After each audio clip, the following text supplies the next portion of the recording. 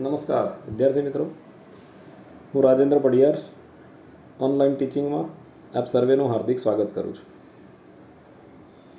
મિત્રો, આપણે ઇતિહાસમાં ધોરણ 10 અને એમાં આપણું ચેપ્ટર 3 શિલ્પ અને સ્થાપત્ય કલા વિશે ચર્ચા કરી રહ્યા હતા. પ્રથમ ભાગમાં આપણે પાઠ કેટલા ગુણનો છે એની ચર્ચા કરી હતી. કેટલા પ્રશ્નો સરળ છે અને કેટલાક અઘરા છે એ વિશે પણ ચર્ચા કરી હતી. અને કેટલાક મહત્ત્વપૂર્ણ પ્રશ્નો આપણે ચર્ચા કરી હતી, જેમાં પ્રાચીન ભારતનું નગર આયોજન, શિલ્પ અને સ્થાપત્ય કલા એનો અર્થ, મોહેન્જો-દડો એના અલગ અલગ 5 ભાગો અને એમાંથી કયા ભાગો આપણે વિશેષ યાદ રાખવાના છે જે પરીક્ષામાં વધારે પૂછાઈ શકે છે, એ બધાની ખૂબ સારી રીતે ચર્ચા કરી હતી. આશા રાખું છું કે એમાંથી જે કંઈક સૂચનો આપવામાં આવ્યા છે અને તેમાંથી કેટલાક સૂચનો આપણે ગ્રહણ કર્યા હશે.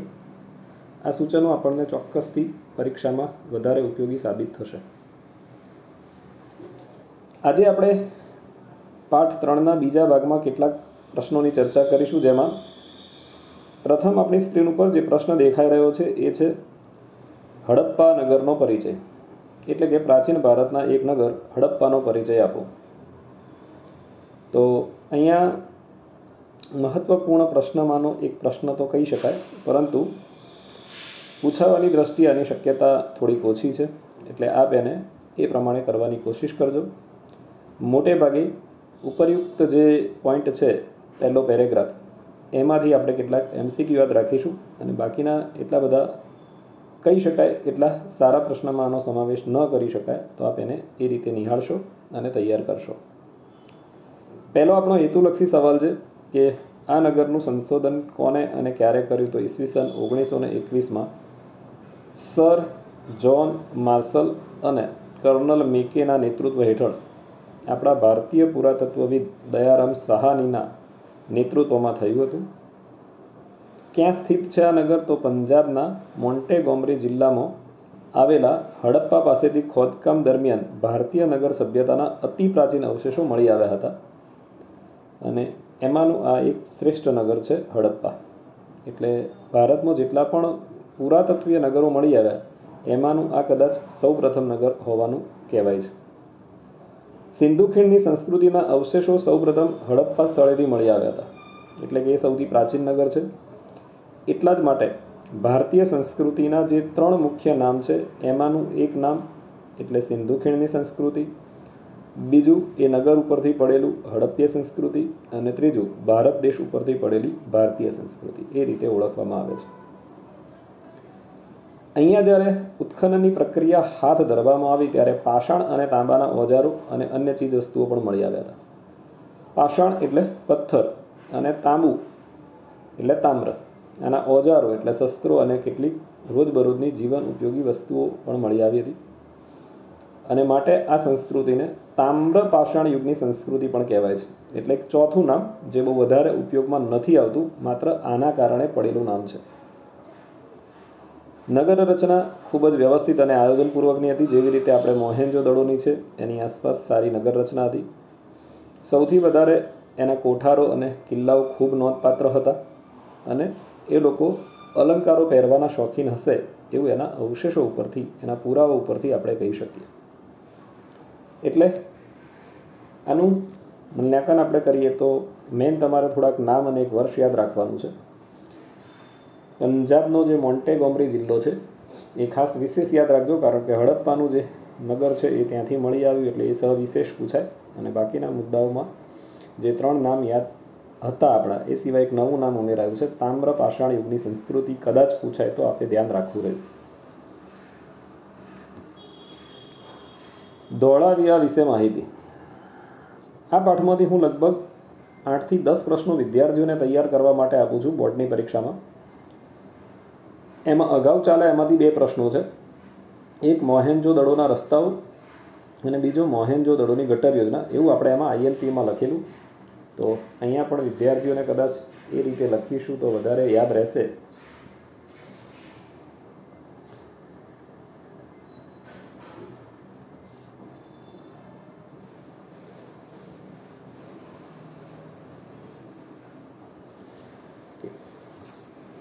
ધોળાવીરા એટલે ભુજથી લગભગ 140 કિલોમીટર દૂર ભચાઉ તાલુકાના મોટા રણના ખદીર બેટમાં આવેલું છે. આ બધા જ MCQ પ્રશ્નો છે, એટલે હેતુલક્ષી પ્રશ્નો કહેવાય અને એ તમારે યાદ રાખવા રહે. ધોળાવીરા કયા શહેરથી? તો ભુજથી. ક્યાં? તો 140 કિલોમીટર દૂર. તાલુકો ભચાઉ અને મોટું રણ જે કચ્છમાં આવેલું છે ત્યાંના ખદીર બેટથી લગભગ 2 કિલોમીટર જેટલું દૂર છે. હડપ્પા નગરનું સમકાલીન મોટું અને વ્યવસ્થિત નગર એટલે હડપ્પા નગરનું સમકાલીન એટલે એ સમયમાં બનેલું હડપ્પા જેવું એક મોટું અને વ્યવસ્થિત નગર એટલે આ ધોળાવીરા છે. અહીંયા બીજા પણ થોડા હેતુલક્ષી પ્રશ્નો છે. ગુજરાત રાજ્યના પુરાતત્વ ખાતાએ એક ટીમ્બાનું સર્વેક્ષણ કર્યું હતું. ટીમ્બો એટલે એક મોટો ટેકરો, અને એનું સર્વેક્ષણ જ્યારે કરવામાં આવ્યું ત્યારે આર્કિયોલોજીકલ સર્વે ઓફ ઇન્ડિયાના અધિકારીઓએ અહીંયા સંશોધન કર્યું. સર્વેક્ષણનો મતલબ છે કે ત્યાં સર્વે કરાયો કે શું અહીંયા કોઈ પ્રાચીન અવશેષો મળી શકે છે કે નહીં. એટલે ભારત સરકારનું એક ડિપાર્ટમેન્ટ છે જેને આર્કિયોલોજીકલ સર્વે ઓફ ઇન્ડિયા કહેવાય છે. ત્યાંના અધિકારીઓ અહીંયા ગયા, એમણે ત્યાં સંશોધન કર્યું કે અહીંયાથી આવા અવશેષો પ્રાપ્ત થઈ શકે છે કે નહીં. ત્યારબાદ ઈસવીસન 1990માં રવિન્દ્રસિંહ બિસ્ત આ નામ અને આ વર્ષ બે આપણે ખાસ યાદ રાખવું છે. એના માર્ગદર્શન હેઠળ અહીંયા વિશેષ પ્રમાણમાં ઉત્ખનન કરવામાં આવ્યું, ખોદકામ કરવામાં આવ્યું અને પરિણામે આપણને આ એક નગર પ્રાપ્ત થયું. કઈ રીતની એની નગર રચના આપણને મળી આવી છે? તો અહીંયા મહેલ, કિલ્લા અને દિવાલો એ સફેદ રંગથી એકદમ સરસ રીતે રંગરોગાન કરેલા છે. કદાચ એના ઉપરથી આનું નામ ધોળાવીરા પડ્યું હોય એવું આપણે માની શકીએ છીએ. આમ તો સફેદનો મતલબ ધોળું એવું થાય, પણ એ માત્ર ગુજરાતી અર્થ છે, એટલે ખબર નહીં એ વખતે ગુજરાતી ભાષા બોલનારા લોકો આનો અર્થ આ રીતે કરતા હશે કે નહીં, ગુજરાતી ભાષા હશે કે નહીં, એ પણ પ્રશ્ન છે. પણ થોડું મળતું આવે છે એટલે આપણે કદાચ અનુમાન કરી શકીએ. નગરની કિલ્લેબંધી ખૂબ મજબૂત.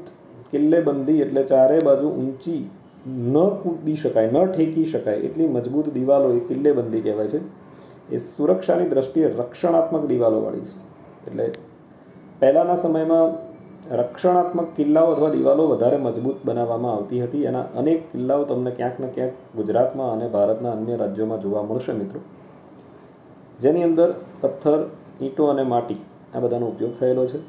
એટલે એ વખતે પણ આજના જેવું મજબૂત ચણતર કામ માટેની વ્યવસ્થા હતી.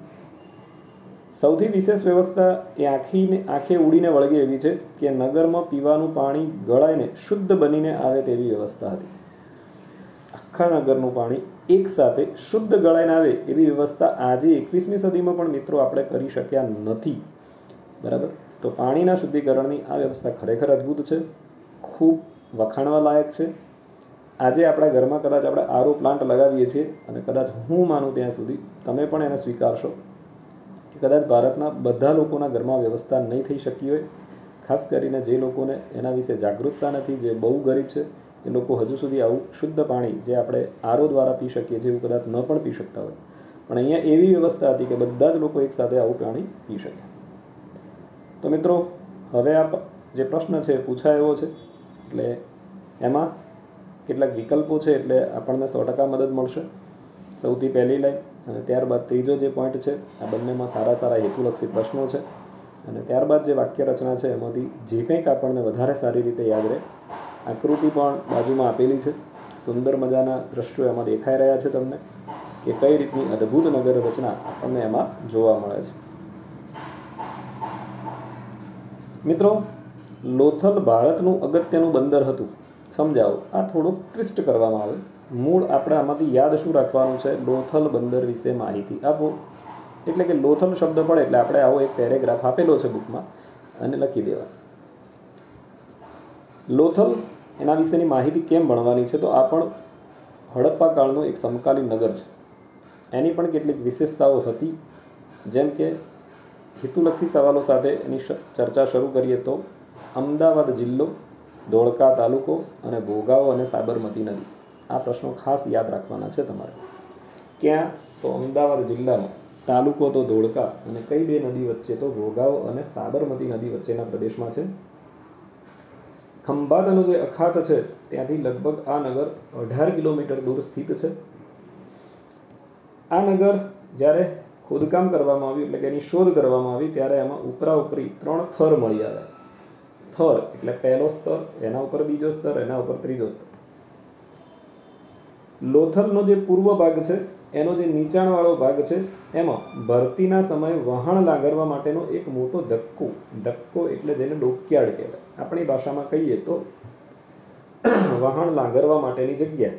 આપણે ક્યારેક કોઈ હોડીમાં કે એમાં બેઠા હોય તો જેમ પેલો દોરડું બાંધે છે એનો નાવિક હોય એ પ્રકારે અહીંયા મોટા મોટા જહાજોને લાંગરવામાં આવતા હતા.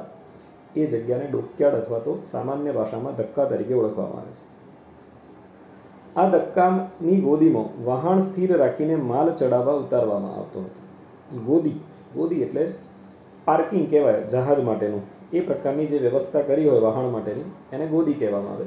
અને એ ગોદીનો ઉપયોગ એટલે વહાણ ત્યાં દરિયા કિનારે આવે એમાંથી કાં તો માલ ચડાવવામાં આવે ને કાં તો ઉતારવામાં આવતો. આ ઉપરાંત અહીંયા ગોદામો, વખાર એટલે ગોડાઉન, પરદેશ મોકલવા માટેની અને પરદેશ આવતી ચીજ વસ્તુઓ રાખવા માટે ઉપયોગમાં આવતા હતા.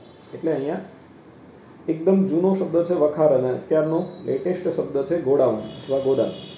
બંનેનો થોડોક મતલબ સરખા જેવો થાય છે. અને એ ત્યાં એટલા માટે રાખવામાં આવતા હતા કે જે માલ આવ્યો એ તાત્કાલિક ન લઈ જઈ શકાય તો ત્યાં મૂકવા માટે, અથવા તો અહીંથી મોકલવાનો માલ હોય બીજા દેશમાં તો એ માટે અહીંયા આ પ્રકારના ગોડાઉનો ઊભા કરવામાં આવ્યા હતા. એના અવશેષો પણ ત્યાંથી મળી આવ્યા છે, આપ ચિત્રમાં જોઈ શકો છો. અને એની વિશેષતા શું? તો લોથલ એ સમયે સિંધુ ખીણની સંસ્કૃતિનું એક સમૃદ્ધ શહેર અને અગત્યનું બંદર, વેપારી મથક. આ બધા શબ્દો એના માટે છે. એટલે લોથલ ખૂબ પ્રાચીન અને સમૃદ્ધ બંદર તરીકે પ્રખ્યાત હતું. એટલે જ આપણો પ્રશ્ન બન્યો છે ઉપર કે લોથલ ભારતનું એક અગત્યનું બંદર હતું, સમજાવો. એટલે પ્રાચીન સમયમાં આની અગત્યતા, આનું મહત્વ ખૂબ વધારે હશે એવું અનુમાન કરવામાં આવે છે.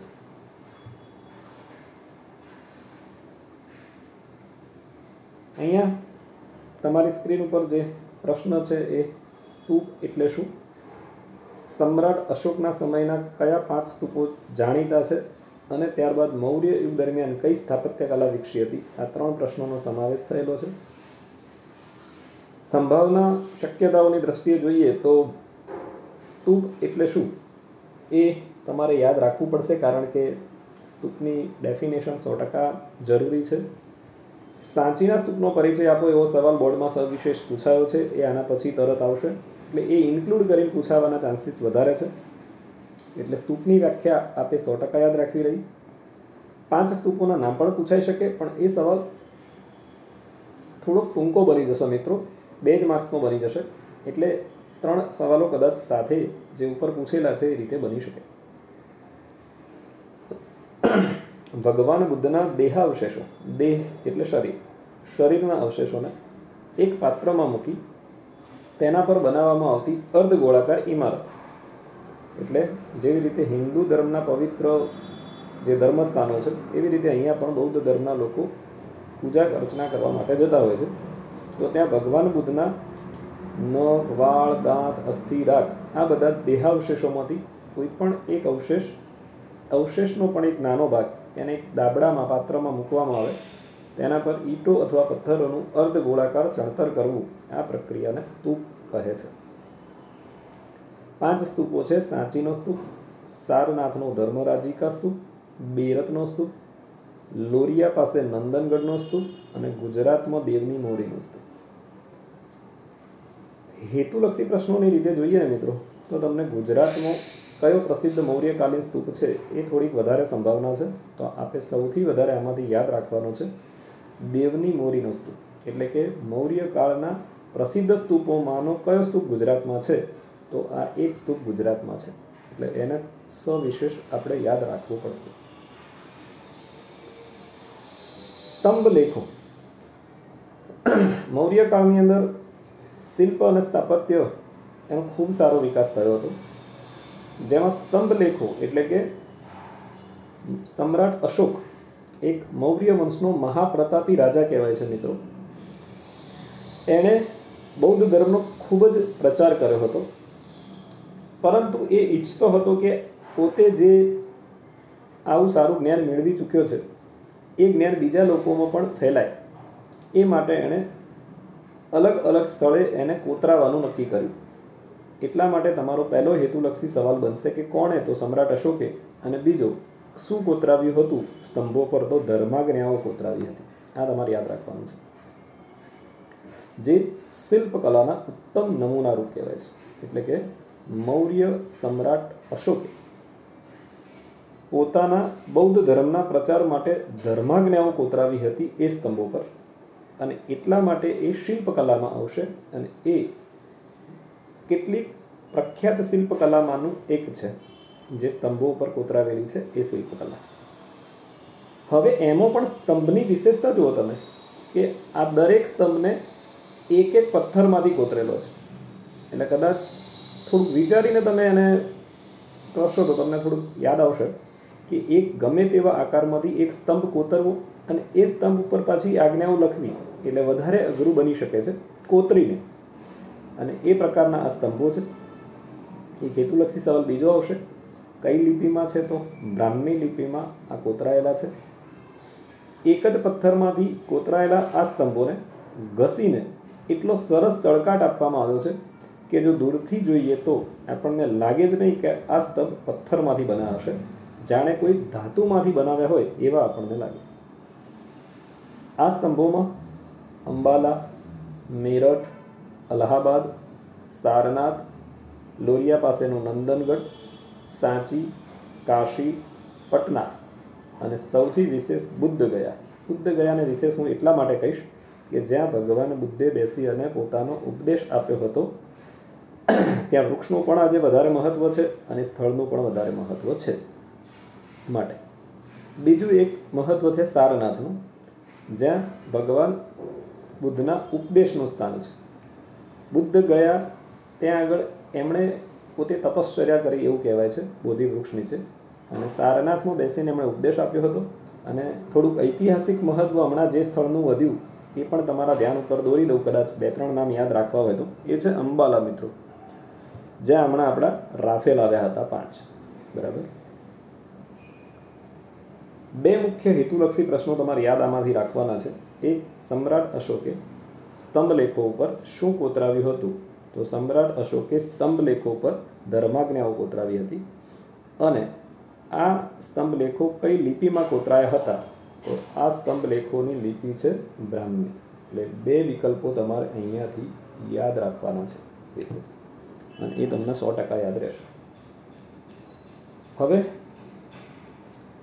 સૌથી શ્રેષ્ઠ સ્તંભ સારનાથનો સ્તંભ કહેવાય છે. કેમ કહેવાય છે, એટલે આપણો સવાલ એવી રીતે બનશે કે સારનાથના સ્તંભની વિશેષતા. તો બૌદ્ધ ધર્મ સારનાથના સ્તંભનું વિશેષ મહત્વ છે, એવી રીતે ભારતના ઇતિહાસમાં પણ સારનાથના સ્તંભનું વિશેષ મહત્વ છે. એ કદાચ આપણને બાજુમાં આપેલી આકૃતિ ઉપરથી જ ખબર પડતી હશે કે ત્યાં 3 સિંહો દેખાઈ રહ્યા છે, પાછળ 1 સિંહ, એટલે 4 સિંહોની આકૃતિ જે આપણી રાષ્ટ્રીય મુદ્રા તરીકે સ્થાપિત છે. સમ્રાટ અશોકે જેટલા પણ શિલાસ્તંભ કોતરાવ્યા એ પૈકી સારનાથનો શિલાસ્તંભ એ શિલ્પકલાનો શ્રેષ્ઠ નમૂનો છે. મિત્રો, સાંચીનો સ્તૂપ જેવી રીતે સૌથી પ્રસિદ્ધ કહેવાય છે, એટલે કે સૌથી શ્રેષ્ઠ નમૂનારૂપ ગણાય છે, એવી રીતે સારનાથનો જે સ્તંભ છે એ પણ શિલ્પકલાનો શ્રેષ્ઠ નમૂનો કહેવાય છે. આ સ્તંભ એટલા માટે વિશેષ ઐતિહાસિક અને ધાર્મિક મહત્વ ધરાવે છે કારણ કે એની ટોચ ઉપર પરસ્પર અડકીને ઊભેલા 4 સિંહોની મુખાકૃતિ છે, જે આપણને બાજુમાં દેખાઈ રહ્યા છે અને ઘણી બધી જગ્યાએ આપણને જોવા પણ મળે છે. સારનાથનું વિશેષ મહત્વ એટલા માટે પણ છે કે એક તો આ ભગવાન બુદ્ધના ઉપદેશનું સૌ પ્રથમ સ્થાન છે. બીજું, અહીંયા સિંહોની નીચે ચારે બાજુ અલગ અલગ ધર્મના ધર્મચક્રો અંકિત કરેલા છે, જેમાં હાથી પણ છે, ઘોડો પણ છે અને બળદ પણ છે. આ બધાની આકૃતિઓ પણ આપણને એ સ્તંભની 4 સિંહોની નીચે જોવા મળશે. ભારત જ્યારે પ્રજાસત્તાક રાષ્ટ્ર ઘોષિત થયું ત્યારે આ ધર્મચક્રને ભારતના રાષ્ટ્રધ્વજમાં સ્થાન આપવામાં આવ્યું છે, જેને આપણે અશોક ચક્ર કહીએ છીએ, જે આપણને દેખાઈ રહ્યું છે અત્યારે. અને 4 સિંહોની આકૃતિને આપણે રાષ્ટ્રીય ચિહ્ન તરીકે સ્વીકાર્યું છે. મિત્રો, આપણા બીજા ભાગમાં આપણે અહીંયા સુધી રાખવાનું છે.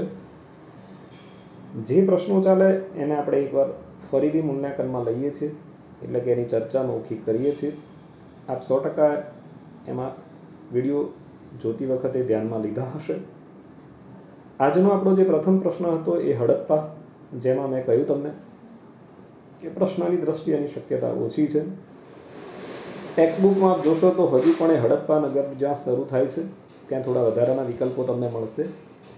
એમાંથી પ્રશ્ન નથી બનતો એટલે આપણે એ નથી લીધું. આમાં બે મહત્વના બીજા સવાલો એમાં આવ્યા. એક ધોળાવીરા નગરનો પરિચય અને બીજો લોથલ નગરનો પરિચય.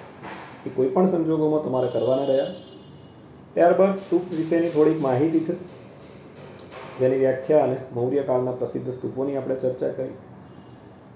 સ્તંભની અંદર વાત કરીએ તો બે મહત્વના પ્રશ્નો છે. એમાં એક જનરલ પ્રશ્ન છે, સ્તંભ લેખોની વિશેષતાઓ, અને અત્યારે જે તમારી સ્ક્રીન ઉપર દેખાય છે એ સારનાથના સ્તંભની વિશેષતાઓ. એમાંથી તમારે વિશેષ કરવાનું છે સારનાથના સ્તંભની વિશેષતાઓ. એટલે ટોટલ તમારી સમક્ષ જે અત્યાર સુધીમાં 2 ભાગ આવી ચૂક્યા છે મિત્રો, તો એમાંથી તમારે 5 પ્રશ્નો વધારે સારી રીતે ધ્યાન આપી અને કરવાના છે. આજના 3, એક ધોળાવીરા નગરનો પરિચય, બીજો લોથલ નગરનો પરિચય અને ત્રીજો સારનાથના સ્તંભની વિશેષતા. અગાઉ 2 પ્રશ્નો આપેલા છે, મોહેંજો-દડોની ગટર યોજના અને મોહેંજો-દડોના રસ્તાઓ. એટલે ટોટલ 2 ભાગના થઈ, અને ભલે આપ ગમે તે લખો, કદાચ અમુક વિદ્યાર્થીઓ બધું ન લખી શકે, બધું યાદ ન રાખી શકે, તો કમસે કમ આ 5 પ્રશ્નો સારી રીતે લખી અને તૈયાર કરવાની કોશિશ કરશે એવી આશા સાથે જય હિન્દ, જય ભારત, જય સ્વામિનારાયણ, જય દ્વારકાધીશ.